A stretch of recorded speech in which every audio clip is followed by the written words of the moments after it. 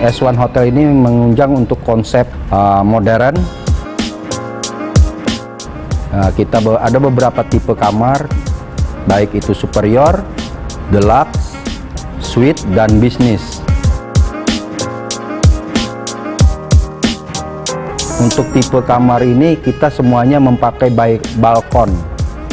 Balkon itu yang ada di terasnya, jadi tamu itu bisa melihat view kita yang ada di luar, seperti Ampera, jembatan Ampera, dan suasana-suasana yang ada di tengah kota Palembang.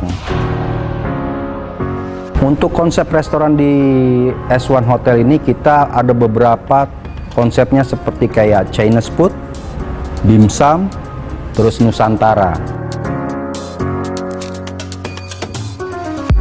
Dan kita ada juga ruang meeting, ruang ballroom yang kapasitasnya untuk wedding sekitar 1000 pack.